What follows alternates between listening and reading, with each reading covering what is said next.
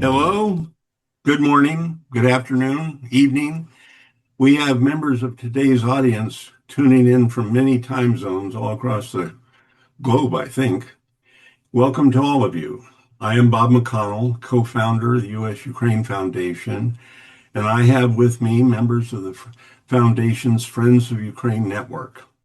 Ambassador John Herbst, former U.S. Ambassador to Ukraine, Senior Director of the Eurasia Center at the Atlantic Council.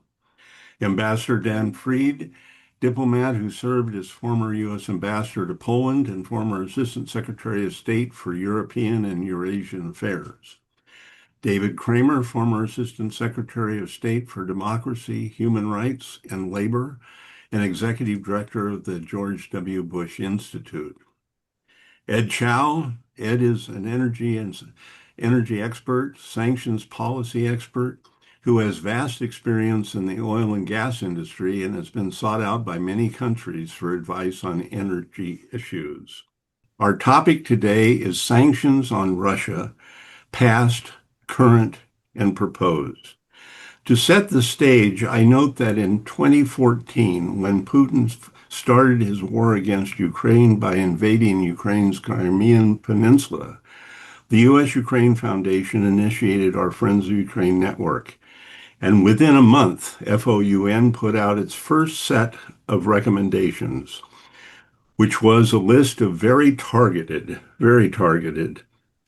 sanctions of individuals. The Foundation's recommendations was that all of these sanctions should be placed immediately, and that such an immediate and forceful move would send a message that Russia's outrageous aggression must stop and consequences would be severe. A couple of sanctions were imposed, but in reality, it was several critical months before Washington imposed some of the recommended sanctions. That delay and measured imposition of sanctions sent an entirely different message than what we were hoping for. And now, more than 12 years later, Russia's war continues with deadly consequences for the people of Ukraine and significant consequences for the world. But our focus today is on sanctions as an element in dealing with Russia. David, I'll start with you. You were one of the early members of FOUN and played a role in developing those initial FOUN sanctions. Your thoughts about where we are now, what's happened since those early days, and how are sanctions affecting Russia? Thanks very much. And my thanks to Ed and Dan and John for joining here, and credit to Dan, first of all, because Dan was instrumental in getting the sanctions that were passed through and implemented in 2014. Not enough, as you mentioned, Bob, but Dan did a heroic job, I think, in dealing with the bureaucracy back then, resistance from a number of different sources. And so to the extent that sanctions pressure was applied and the initial Russian invasion of Ukraine back in 2014, kudos to him. I also actually look back. I wrote a piece for the Washington Post back in the days of Fred Hyatt and Jackson Deal on March 1st of 2014, in which I call for imposing sanctions on Russian state-owned banks and financial institutions, wider application of Magnitsky Act, and ending all negotiations with Russia on trade agreements and promoting business. And included on my list was Putin himself. And it wasn't until 8 years later that he got included. There was talk of diplomatic isolation. That, of course, was broken in 2015 and 16 with negotiations about Iran and visits by the then Secretary of State to Moscow and elsewhere. I think sanctions, we have to keep in mind, are part of a larger policy. They aren't the be-all and end-all. They are part of a policy that should include military assistance, that should include great coordination with our allies, particularly our European Union allies. It should include political isolation and condemnation of what Russia is doing in multilateral settings. And so sanctions, I think, can be effective, but they aren't the solution. And I think what we have seen, particularly since 2022 with the full-scale invasion by Russia of Ukraine, have been tighter sanctions, but not effective implementation of those sanctions. There have been far too many loopholes that enable Russia to gain what it needs on a military level from dual-use technology and sanctions evasion, but also from financial input from sale of energy, and Ed and others can talk about that better. Well, thanks. Dan, as mentioned, you obviously were critical in those early days getting what was put on Russia. You've been involved in the government with sanctions policies and their implementation. I offer you a wide open field to comment on how effective the United States has been with its sanctions and their implementation. Sanctions can work if you don't expect too much of them. And by that I mean that they are not going to throw the Russian economy into a terminal tailspin. That is not going to happen. But it doesn't have to happen. Sanctions can act as a drag and a weight on the Russian economy, and I think they have, especially over time. David pointed out that there are loopholes. Right. There will always be sanctions evasion. So to maintain a sanctions regime, you always have to be working to close those loopholes, and new loopholes will appear. You will never get it perfect. But the good news is you don't have to. The purpose of sanctions is to put a drag on the Russian economy, and that has happened. The Russian economy is stagnant. The inflation officially is 6%, but I suspect it's higher because the central bank has pushed interest rates. The Russian central bank has pushed interest rates to 14%. In fact, they have come down to 14%. I suspect the real Russian inflation rate is much higher. Russian budget deficit is high, and Russia does not have sources of foreign financing to compensate for that deficit. We know from the Soviet period that sanctions and economic pressure can make it difficult for the then Soviet and now Putin-esque economy to compensate for its own inefficiencies. But David is right, and I want to emphasize this point. Sanctions are not going to get the Russians to stop their war against Ukraine, not by themselves. The Obama administration was divided from the first about how seriously it took sanctions. And it's a long story, but I had to fight to get the sanctions, to get the latitude to do the sanctions I did.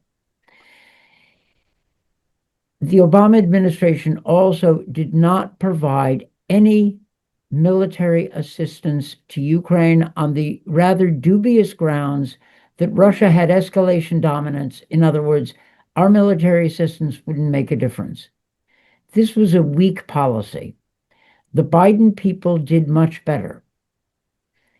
But even the Biden people, who were much stronger on sanctions, and very creative about it, and I give them all credit, were a little bit slow to go up the ladder of military assistance on the grounds of escalation management.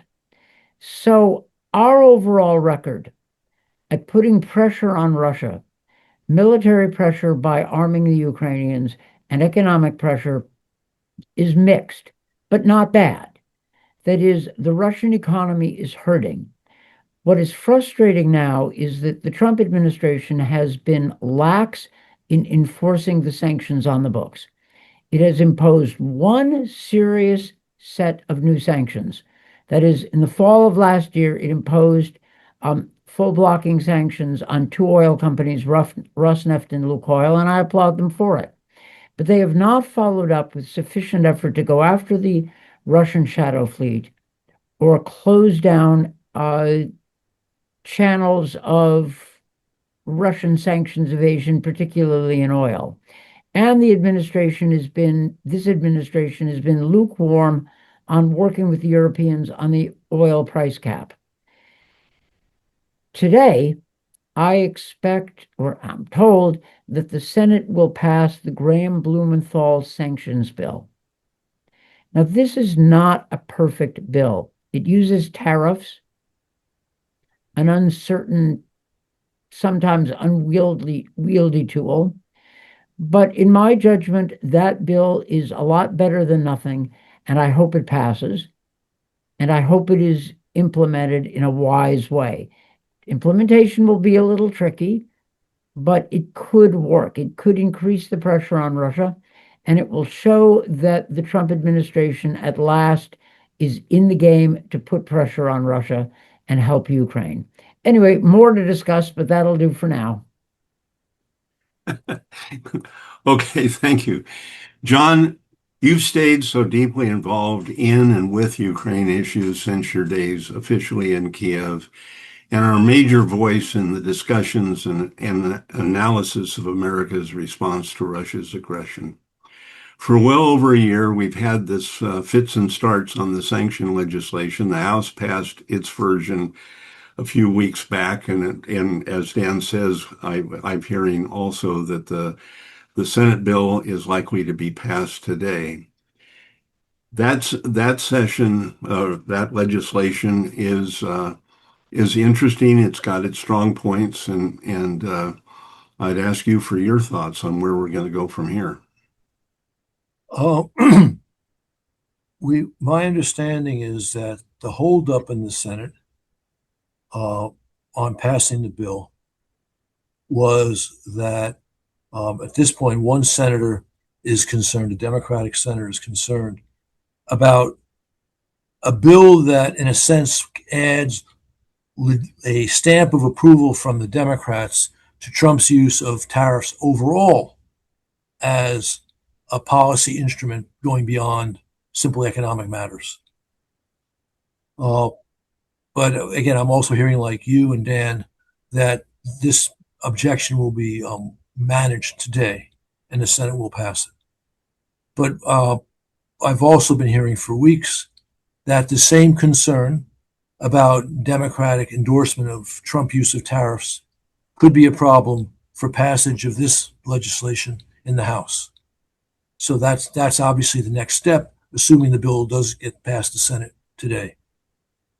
I suspect that problem will be dealt with, but you worked the Hill professionally for years, and you know that the term, the House is, I think, out on recess now, summer recess. Senate will be out within 24 hours. And the term they come back to, the session they come back to, rather, is going to be very short because of the midterms. So I think there's a good chance that this will get passed by the House when they come back, but not a sure chance. And then the real question is, as Dan mentioned, will the president use the legislation wisely? I believe that the legislation includes language which leaves this matter of implementation solely to the president. And without this language, which came from the White House, chances are the bill would not have gotten through, will not get through the Senate because Republicans would not go for it. So the real question is President Trump willing to use the economic power of the United States, which is substantial, to add to the pressure on the Kremlin as it continues in this vicious war, which is not only existential for Ukraine, but extremely dangerous for critical American interests? And I don't have the answer to that question. Well, the other thing is when you have the two bills, the House passed bill and the Senate passed bill, they have to go to conference, and we do need to keep in mind that the House passed bill was passed after a discharge petition finally got a few Republicans on board. So Right. there were very few Republicans that were supporting that bill in the House. So there's a lot of complications and speed bumps before a conference can get, I believe, can come up with something that can go through both houses successfully. And there is going to be limited amount of time, that's for sure.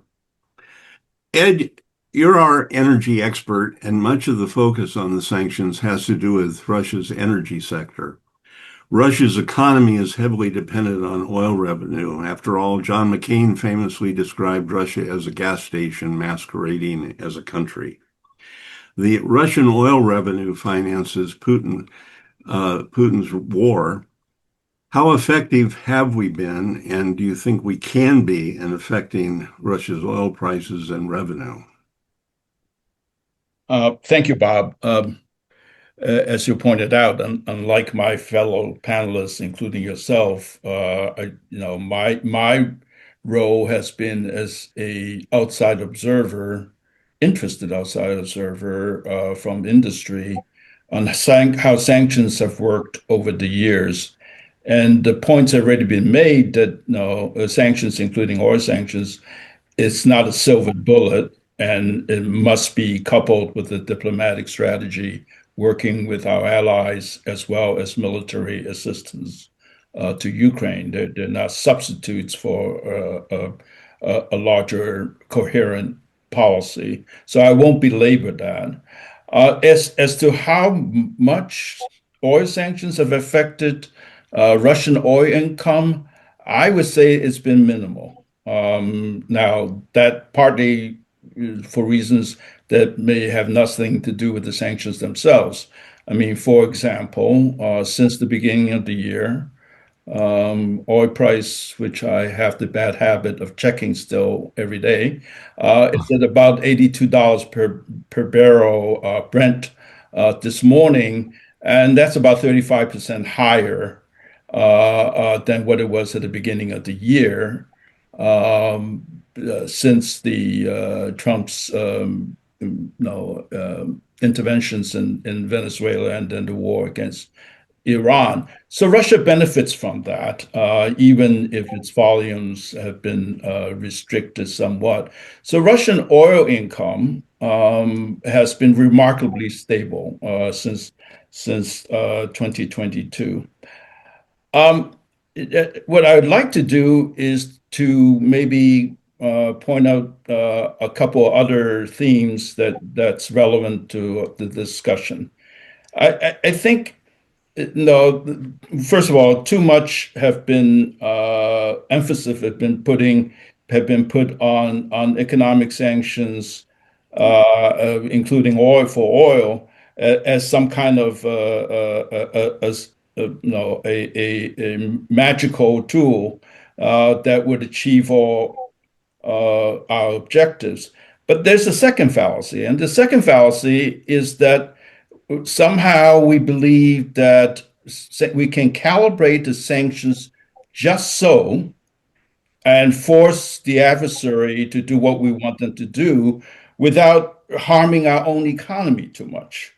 If it's important, if the sanctions are impactful, it will harm our own interests as well. So it's a matter of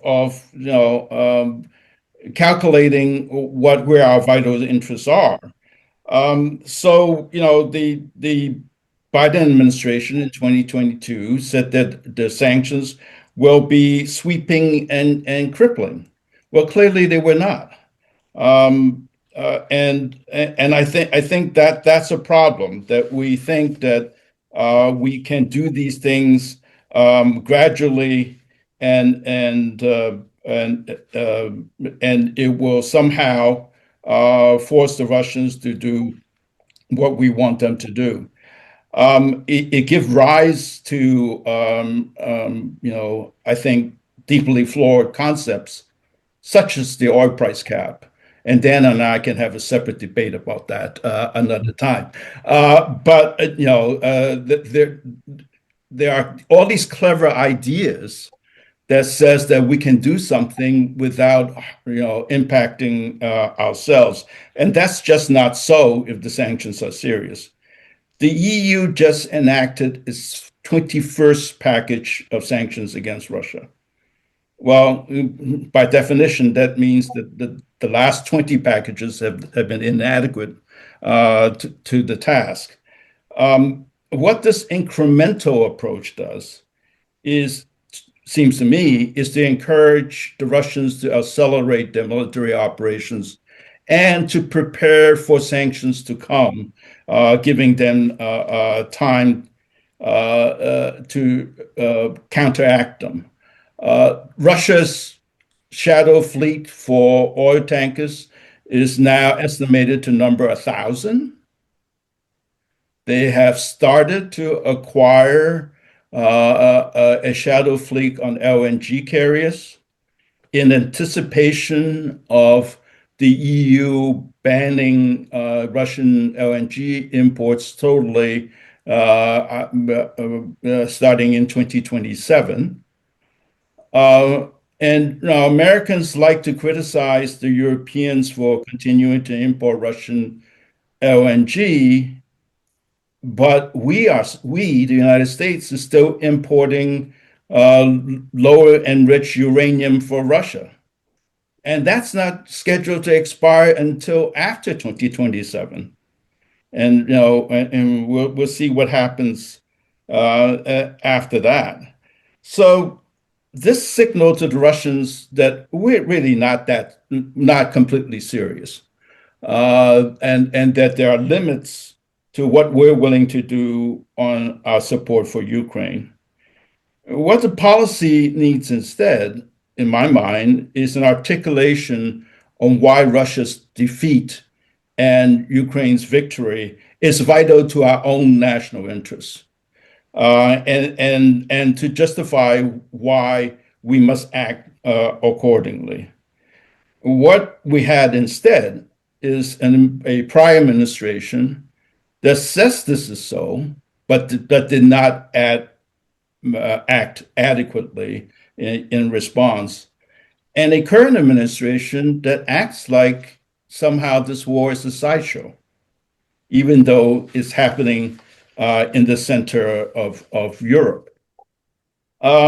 So, I think, an administration that is willing to seize Venezuelan oil cargo off the coast of Iceland and to seize Iranian oil cargoes in the Indian Ocean can help our allies interdict Russian shadow fleet tankers in European coastal waters. So the question is, how committed are we really? This brings me to my last point, which is that sanctions are best designed by the executive branch with people like Dan Fried, because they have the expertise and the capacity to implement. Congress plays an important role to apply pressure on the administration to do more and for oversight on strict enforcement of the sanctions that are already in place. A smart administration preempts legislative sanctions with executive orders that are easier to implement and easier to remove later when conditions change. So the worst case, it seems to me, is for Congress to pass sanctions legislation that the executive branch then fails to enforce faithfully. It is not clear to me, honestly, whether the latest Graham-Blumenthal bill will lead to the former or to the latter, but I have my suspicions. Thank you, Ed, for that very uplifting comment. I do. You did say one of the things that you said about our stating a clear policy and implementing it. I mean, the Friends of Ukraine Network, I can't remember how many years back and continuously forward on the annual recommendations, have stated that the critical number one recommendation was and this goes back several administrations, is to declare that the United States' policy is for Ukraine to win the war and then act as such. And of course, that hasn't happened. Dan, uh, without getting you and Ed into a discussion here about price caps, but your response or thoughts after what Ed had to say.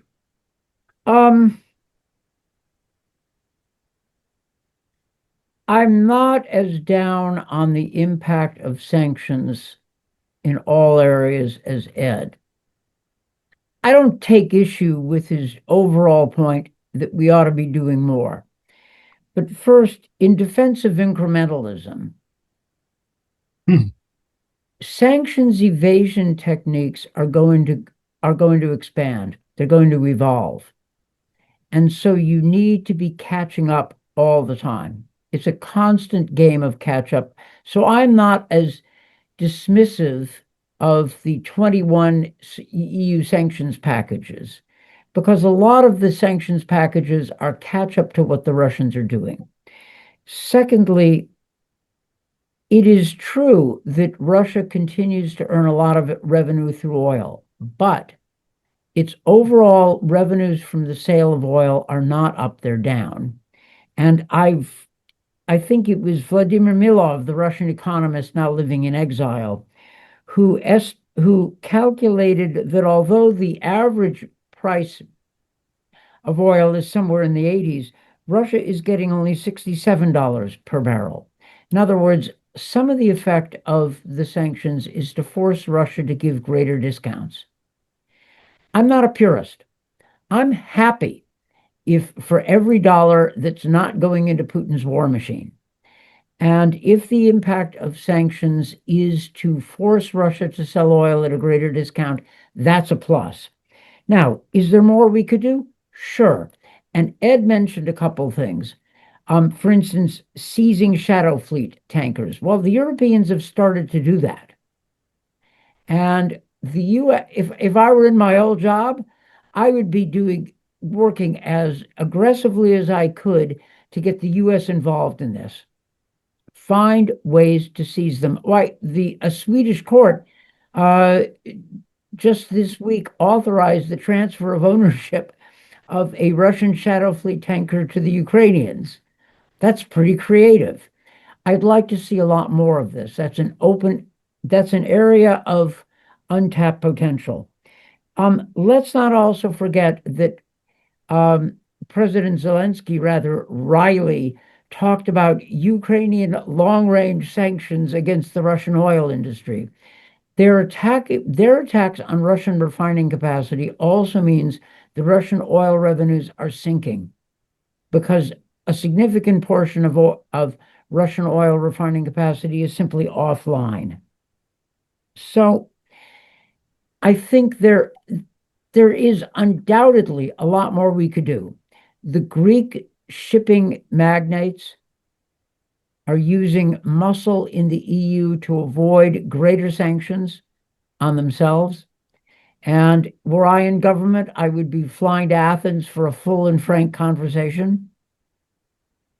But I'm more satisfied and less impatient with incrementalism because that's usually as good as it gets. And the Russian economy is under significant pressure. They're not doing very well. Now, economic sanctions alone are not going to stop the war, but they're going to be a contributing factor. And I'm also in mind of the pattern of the 1980s. We all thought that our economic pressure against the Soviet Union was a mess, and in many ways it was. And the articles written at the time were almost universally condemnatory of all the mistakes and inconsistencies. But the 80s ended up pretty badly for the Soviet economy and pretty well for us.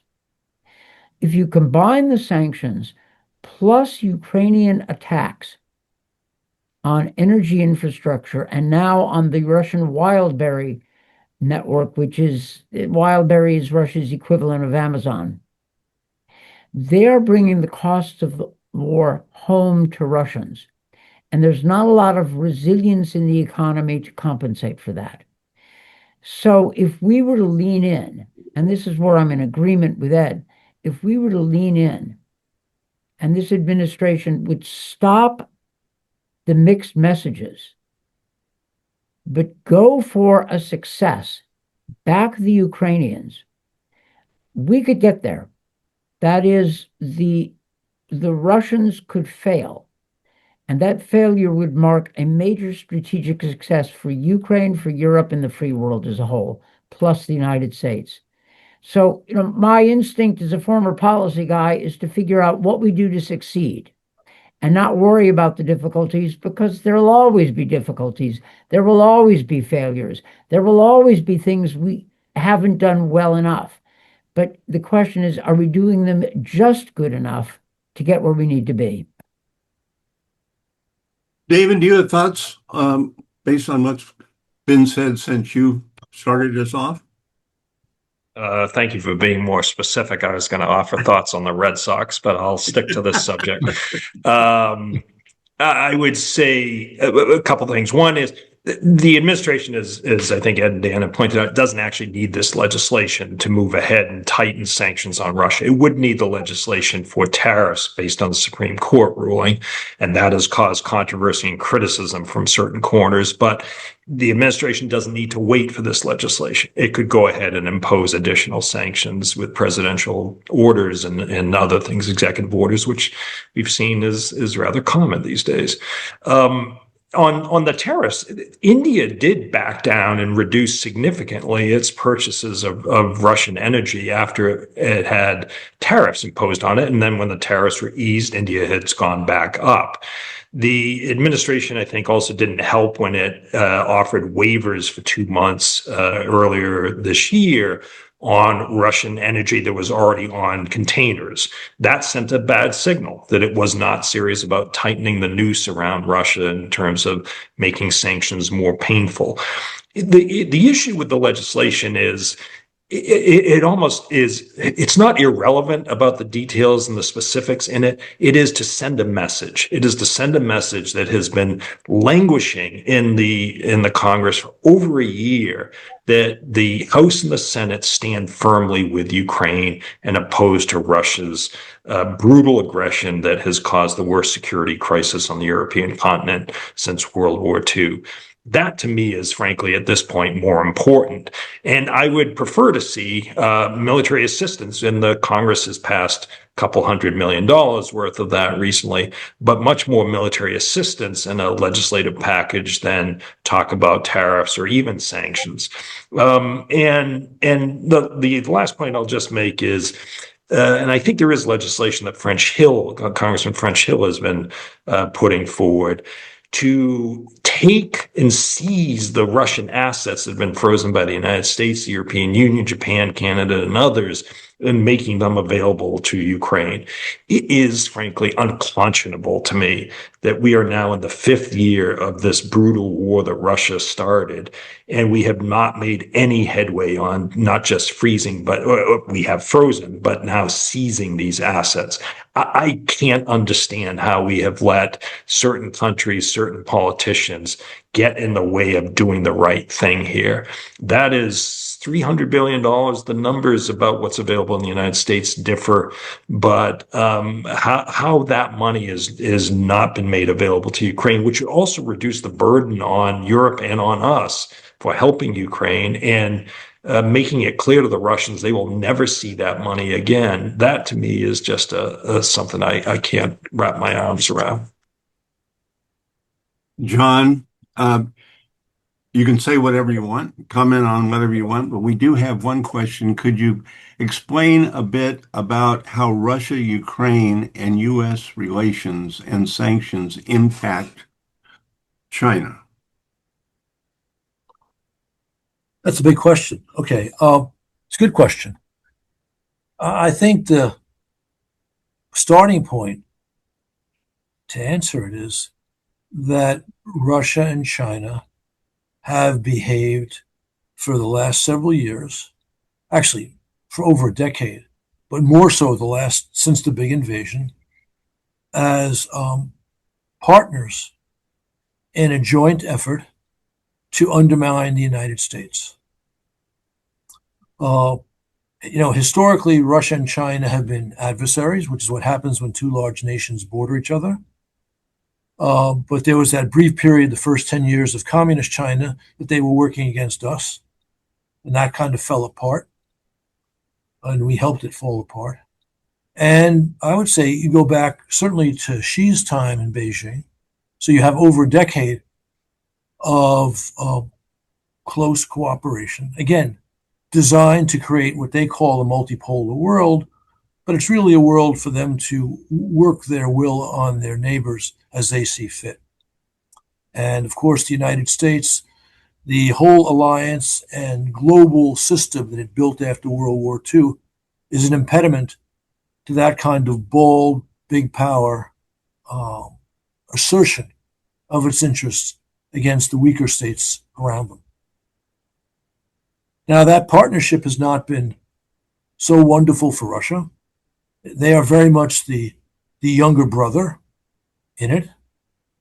And China, while propping up the Russian economy, propping up the Russian war effort with, at a minimum, dual-use technology, but also some weapons systems, has been cautious to avoid too much blowback from the West and especially the United States.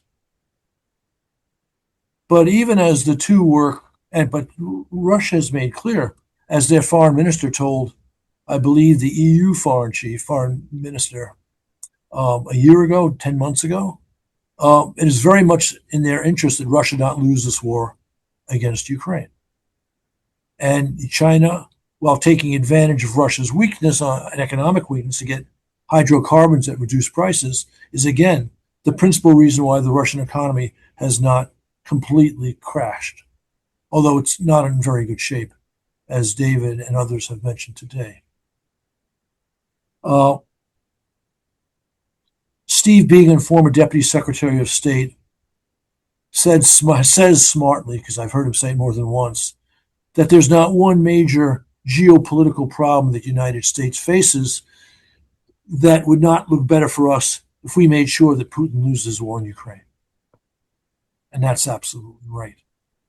Sadly, we have not had a president since the great Russian adventure in Ukraine began 12 years ago who understood that and acted energetically on that insight.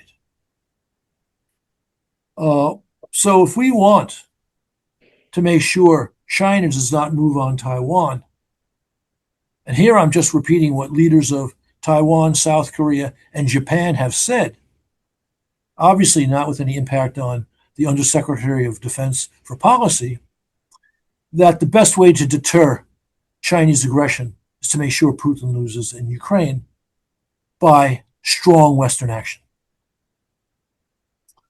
So this is one, but not the only reason why we have a critical interest in Putin's defeat in Ukraine. The other reason is Putin's appetite will not be sated by taking Ukraine. Statements made by him and other members of the Russian national security elite make clear that Moscow wants to have the kind of influence that it enjoyed throughout Eurasia at the time of the Soviet Union's demise. And that's why, of course, the more prescient among our East European allies, especially the Balts, the Poles, and the Romanians, understand how critical it is to make sure Putin loses in Ukraine. And there are even some Western Europeans who are beginning to understand this. But sadly, like most powerful Americans, they don't fully get it. And that's one of the reasons why we work with you, Bob. And we have podcasts like this one. Now, I'm happy to jump in on some other things, but I don't want to. No, go ahead. Go ahead. Do so. All right, I'll just mention one.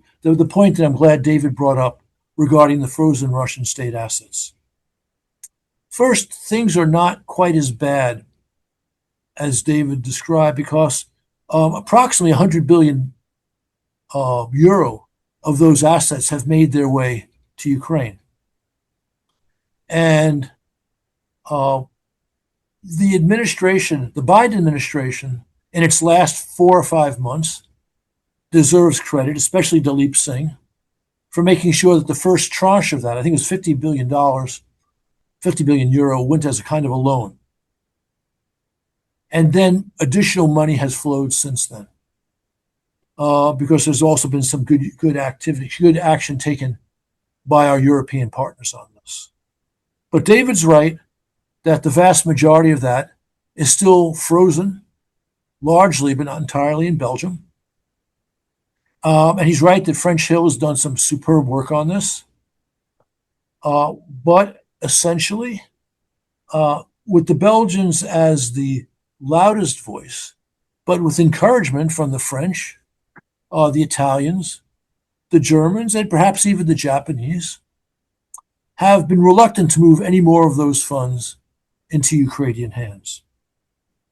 I have, or I shouldn't say just personally, but the Eurasia Center has worked as hard as we can with various people on this issue. Dan's been part of this as well. Philip Zellico, working with Bob Zellick and Larry Summer, have done some good work on this issue.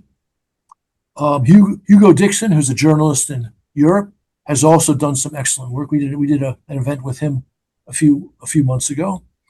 But the countries I've mentioned have blocked this.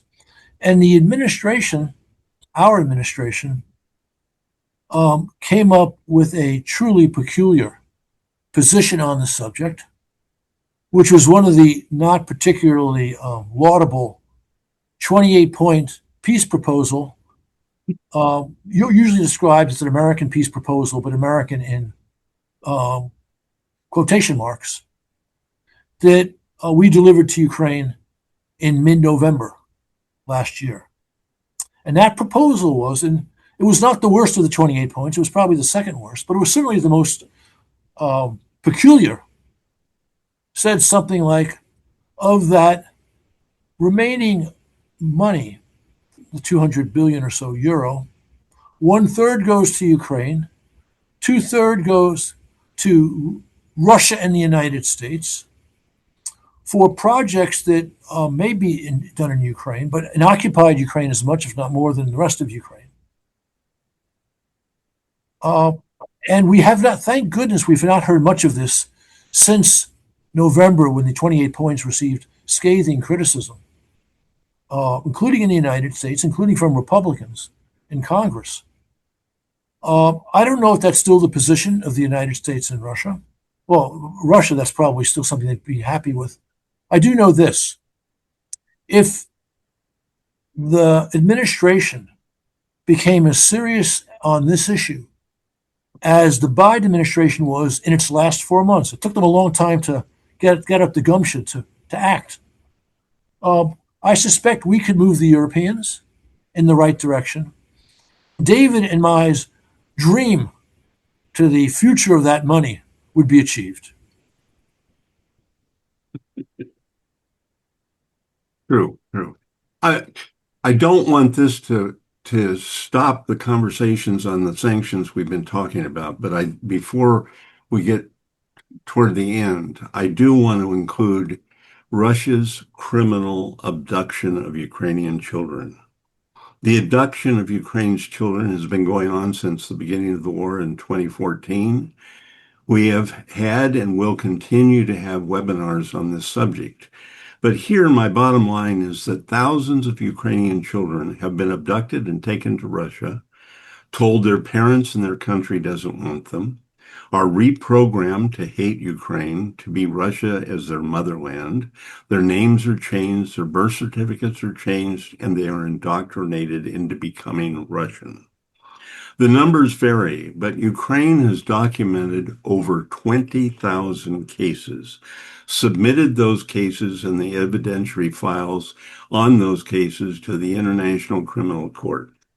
Ukraine has made the case for each of these children and has sanctioned 260 individuals and 68 entities. Ukraine has done the work, but where are other countries? The United States has sanctioned 60 individuals and 6 entities. Why so few?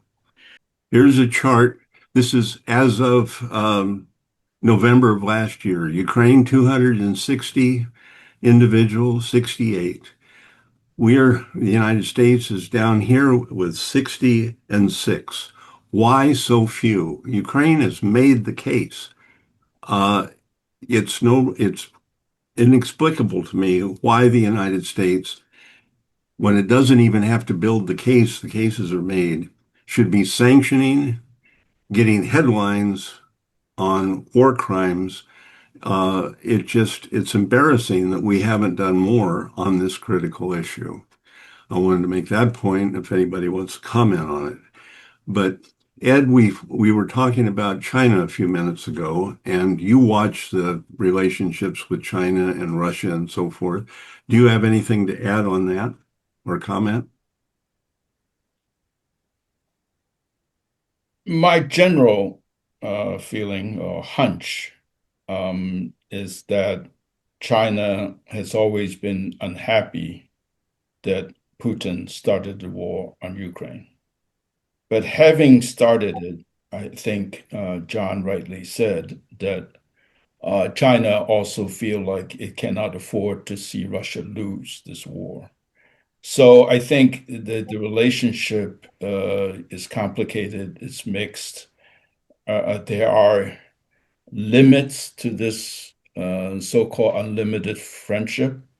The thing I watch is, of course, the Power of Siberia 2 gas pipeline that has languished for many years now.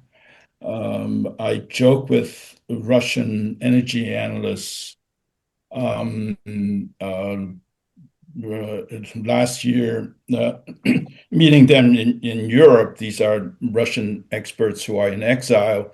How many more Putin-Xi visits must take place before the Power Siberia 2 pipeline actually go forward? And we all know we're having a bit of libation at the time. We're all joking they'll probably take about half a dozen more summits before it happens, and it's the dog that didn't bark.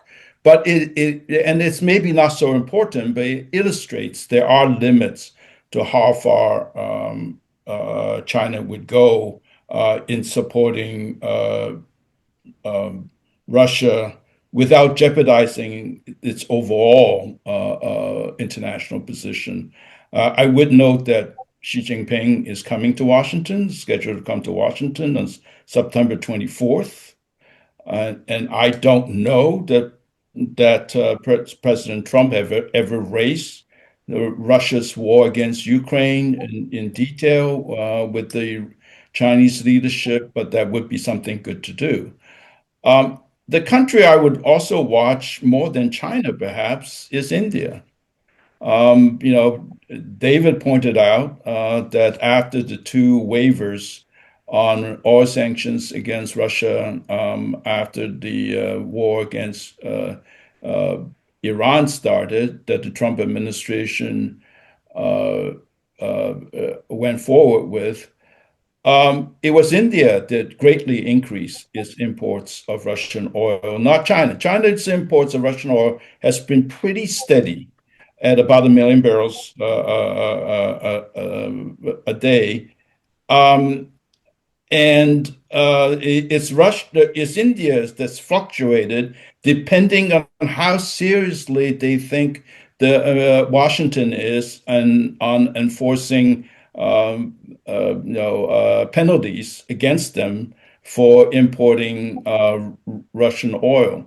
The third country that hasn't come up yet third largest oil importer of Russia from Russia is Turkey, which of course is a NATO ally. It's going to be very interesting to see how this plays out in the context of the Graham-Blumenthal bill and tariffs against the major importers of Russian oil. So, I wouldn't exaggerate the relationship between China and Russia. Clearly, China does not want Putin to lose for their own reasons, but on the other hand, it's not like they're 100% behind him either. Very Bob, good. can Very I good.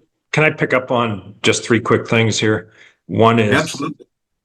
you mentioned about child abductions. Of course, this is the issue for which Putin was indicted by the International Criminal Court. The current administration doesn't have a very high opinion of the ICC. Bush administration didn't either, for that matter. But this is the issue, along with the ombudswoman for child welfare, who herself has engaged in this activity.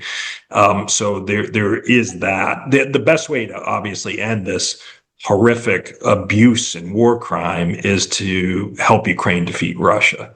And that's, I think, argues even more for military assistance to Ukraine, particularly as it has seemingly run out of interceptor missiles to deal with Russian cruise and ballistic missiles that are inflicting tremendous harm and damage on Ukrainian civilians. And that is Russia's goal, to hit Ukrainian civilian targets to try to force Ukraine into submission. And Ukraine needs this help not tomorrow, it needs it yesterday and frankly years ago. And we need to do a much better job of doing that. Ukraine itself, in addition to all the sanctions that you have cited, has imposed sanctions, but through a kinetic means, and that is by hitting the refineries and energy facilities. That is going to make this winter a challenge, not just for Ukraine, but for Russia. And I don't think enough attention is being paid to the challenges that Russia is going to face this winter. It's not, Ukraine has faced it in the past, in particular this past winter, gotten through it with the new Prime Minister Kerensky focused on this issue in particular. I am hopeful that Ukraine will once again prove to be tremendously resilient and brave and get through it. Russia doesn't seem to be taking many measures to prepare for a tough winter.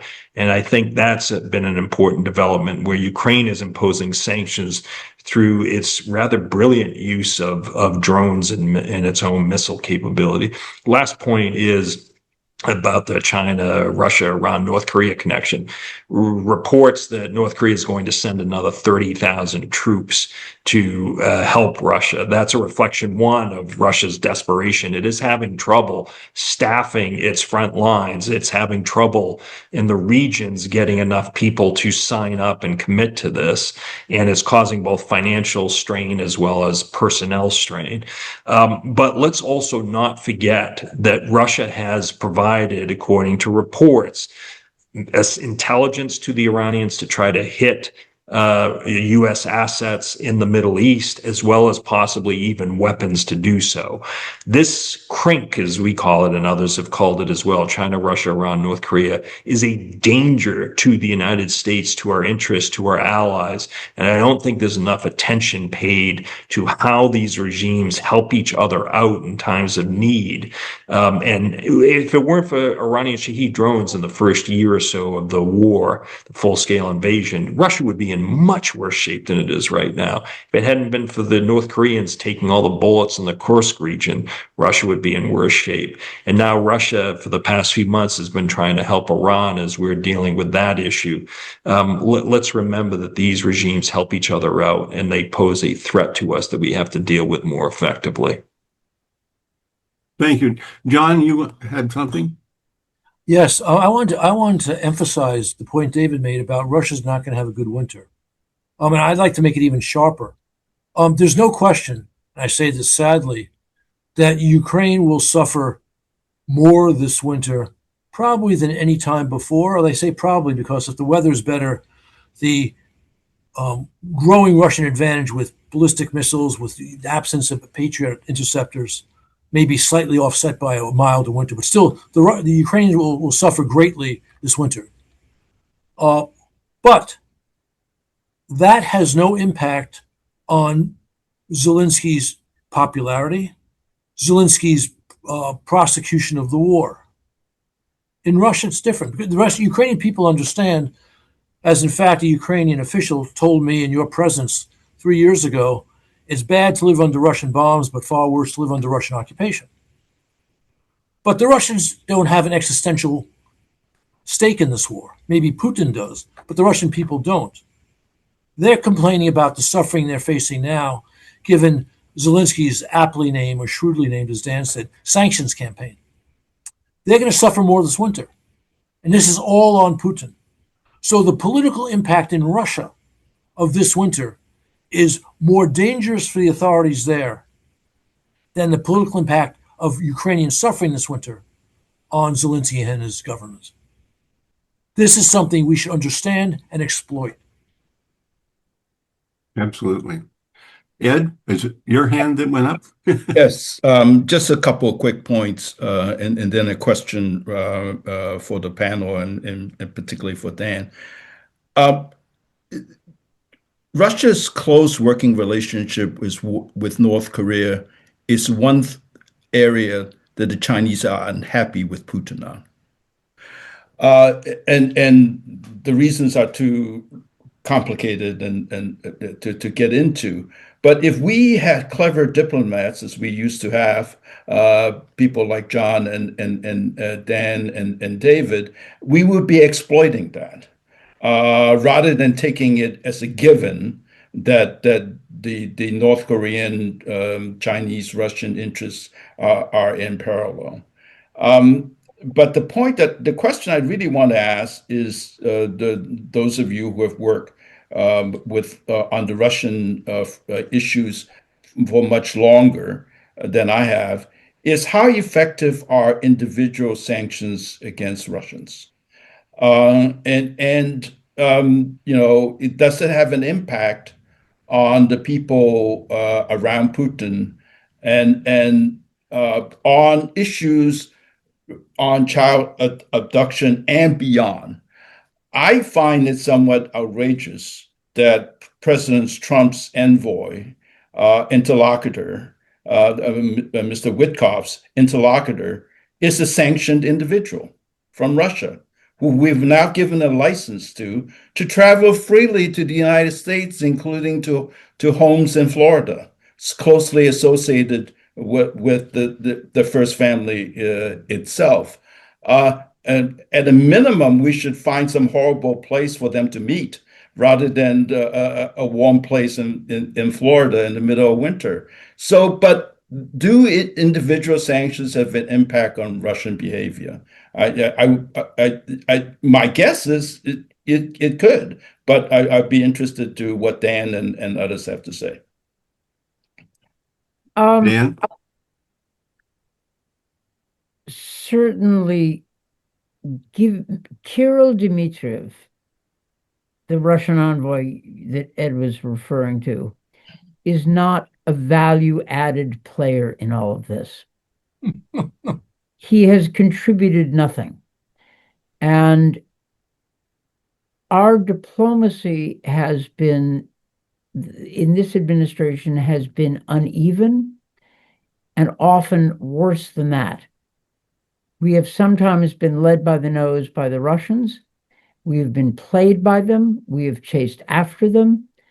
And in general, we risk dissipating our strength in what must look to Putin like a fatuous attempt to curry favor.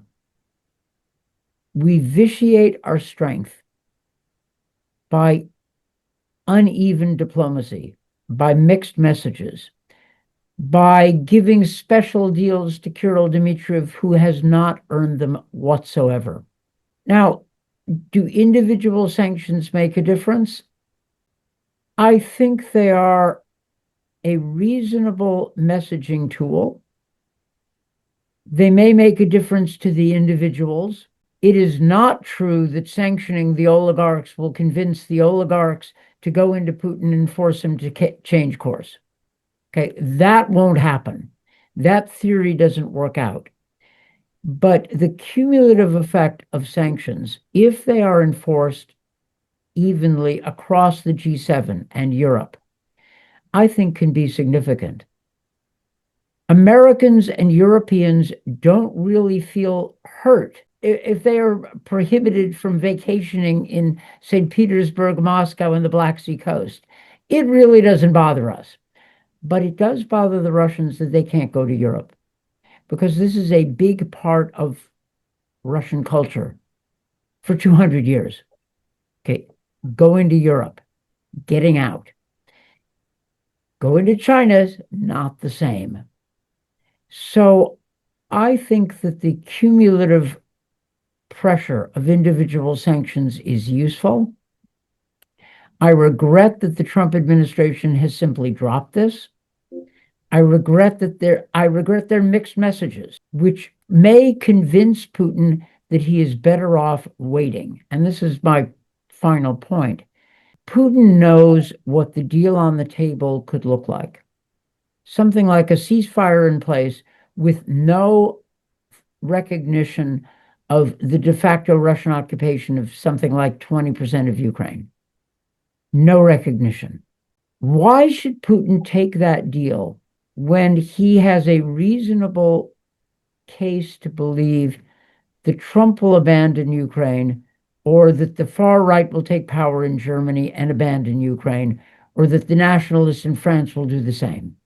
Until he is convinced that the West will be consistent and steady pushing back on him, he may hold out for the best deal he can get.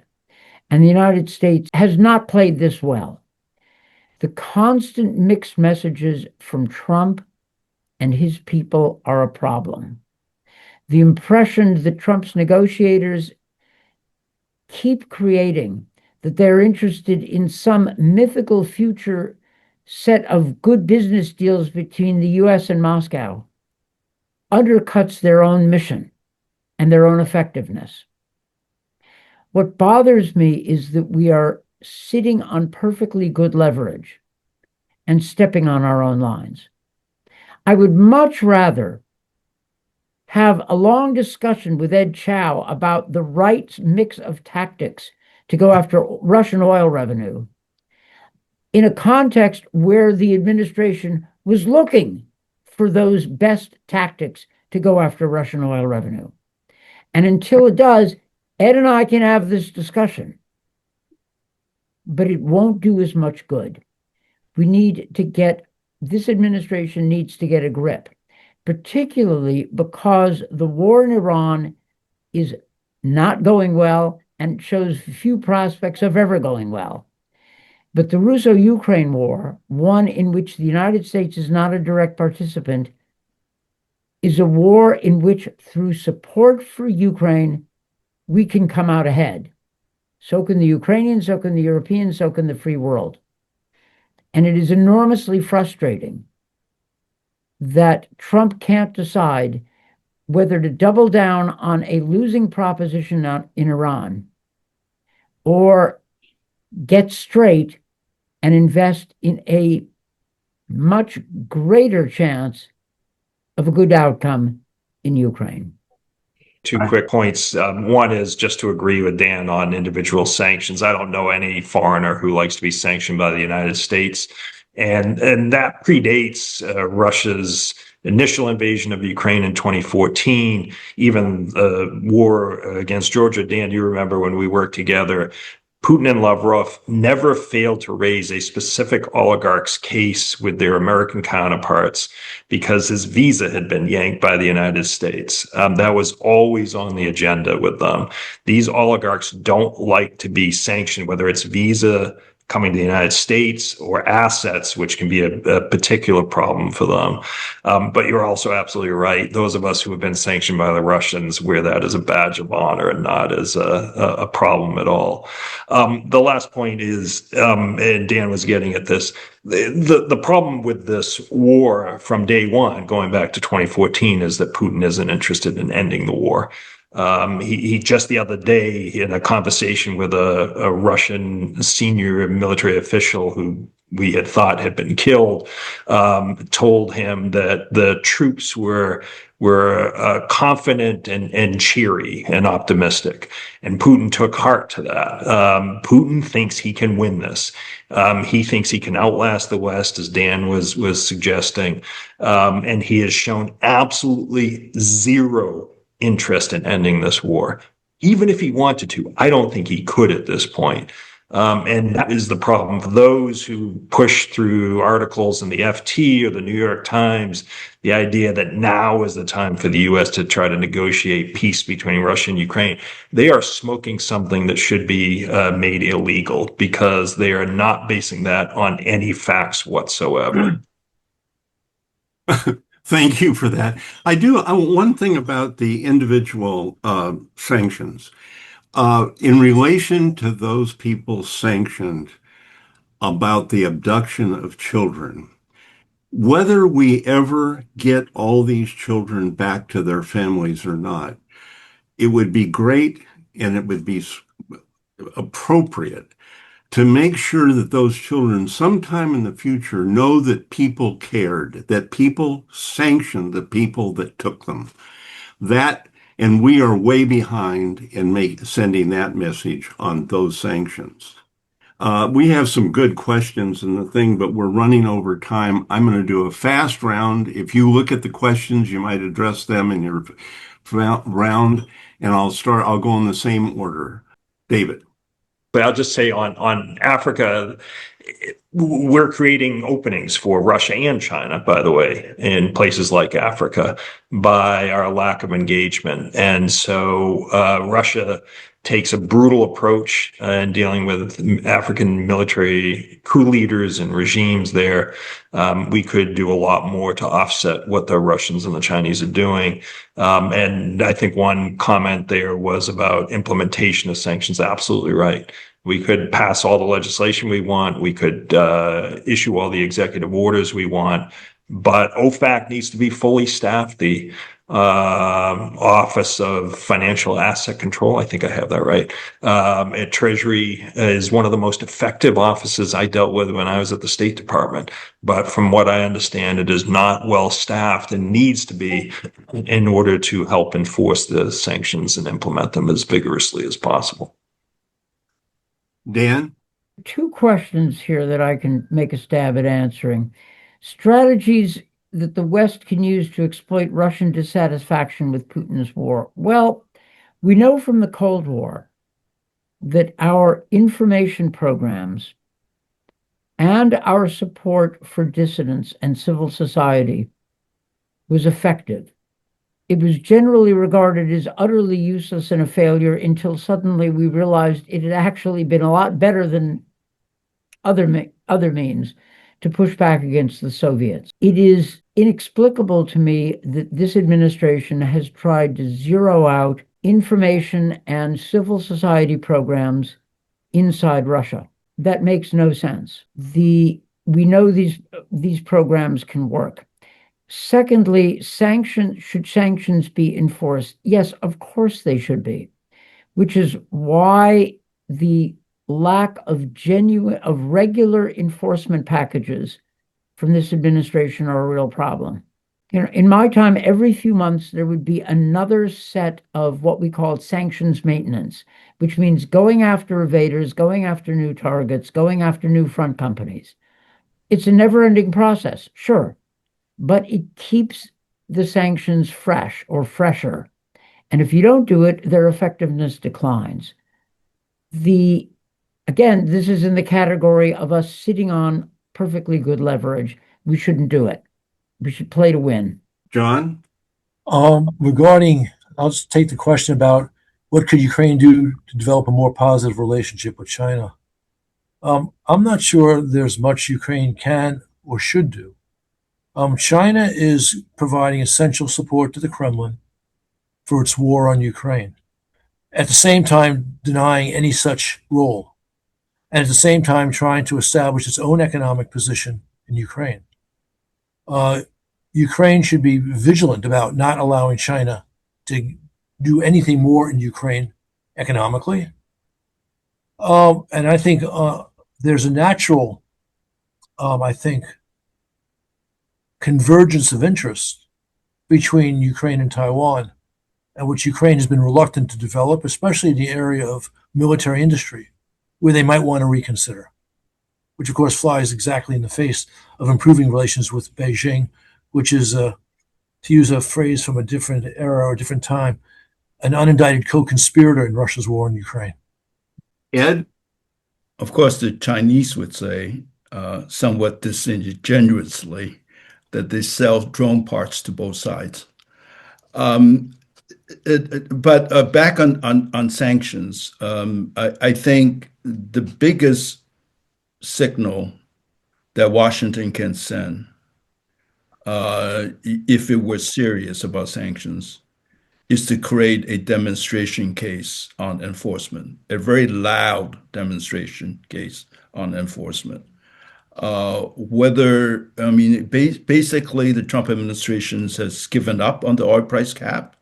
Vladimir Milov's $67 per barrel is clearly above $60 and clearly above the even lower European price caps that's been enacted. A seizure of a Russian tanker with the help of the United States would send a very loud message indeed that we're finally serious. And that would be the kind of action that I would recommend, even more so than the passage of the Graham-Blumenthal bill. Thank you, Ed. Going to the African thing, I do want to comment that in a conference last summer that I attended in Europe, a great deal was talked about the global South, which included obviously Africa. And what the point that came through to me was that while we have abandoned Africa, Russia has been full bore in Africa. And in Africa, the war Russia is waging against Ukraine is seen as a war against the United States. It's a war against colonialism. They've gone to Africa and convinced Africans through their propaganda that it's all part of colonialism, and Africa has a knee-jerk reaction against that. I have one other comment about it was Dan who talked correctly about what we could do and what we've abandoned doing inside of Russia with our messaging and so forth. When Ukraine was still in the Soviet Union, I was in Kiev with Yuri Sedevich. Yuri was a major commentator on Voice of America. Long story, but we were in the downtown post office. People were in line waiting to get something, and Yuri had wanted to get it, but wasn't going to get at the end of the line. And we are talking, and people turned around and said, "Are you Yuri Sedevich?" The number of people that recognized his voice from Radio Free Europe told me how many people were listening to what we had to say. And that is something we have given up inside Russia. Sorry, I wouldn't be doing my job as executive director of the Bush Institute if I didn't mention when it comes to Africa, the United States, through the President's Emergency Plan for AIDS Relief, has saved over 26 million lives, most of those on the African continent. You think about what we have done to help people on the African continent versus what Russia under its paramilitary groups and under Putin have done, which is basically to kill and exploit Africans, support military coups and brutal regimes. That alone should be enough to send the right message about what we're trying to do to help people around the world, and particularly on the African continent, compared to what the Russians are doing. An excellent point, David. Absolutely excellent point. My point was that what they were saying, what they were reporting from Africa was the propaganda that we have backed off on, and Russia is at full time. Thank you all for being a part of this. Thank you for our audience. I think we touched on all the questions that came. Thank you. Have a good day. Until our next round